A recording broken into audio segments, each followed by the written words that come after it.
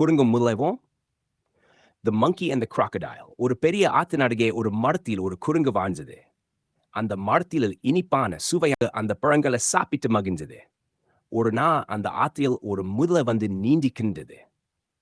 குரங்கு அதை பார்த்து, வணக்கம் நண்பா, உனக்கு பசியா? எங்கள் மரத்தில் இனிப்பான பழங்கள் இருக்கின்றன, சாப்பிட விரும்புறையா என்று கேட்டது. முதலை மகிழ்ச்சியுடன், நன்றி, நிச்சயமா என்று கூறியது. அதுக்கு பிறகு குரங்கு தினமும் பழங்களை பறித்து முதலைக்கு வீசியது. இருவரும் நல்ல நண்பர்களாகிவிட்டனர். ஒரு நாள் முதலை தனது மனைவிக்காக சில பழங்களை வீட்டுக்கு எடுத்து சென்றது. முதலை மனைவி அவற்றை சாப்பிட்டுவிட்டு, இந்த பழங்கள் மிகவும் இனிப்பா இருக்கின்றன, குரங்கு தினமும் இவ சாப்பிடுதே, அதன் இதயம் இன்னும் இனிப்பா இருக்கும் என்று கூறினா. அவள் பேராசையுடன், நீ அந்த குரங்கின் இதயத்தை எனக்கு கொண்டு வா என்று சொன்னா.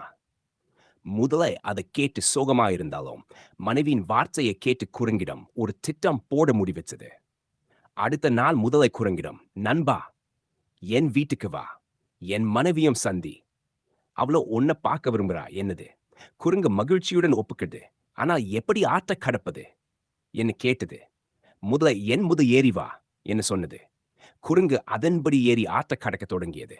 ஆனா நடுவில் முதலை சொன்னது, நண்பா, மன்னிக்கவும், என் மனைவிக்கு உன் இதயம் வேண்டும், அதுக்காக தான் உன்னை அழைச்சேன். அதை கேட்டு குரங்கு சற்றே யோசிச்சது.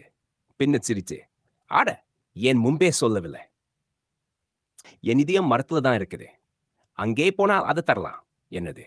முதலை நம்பி குரங்கை மீண்டும் கரைக்கு கொண்டு வந்தது.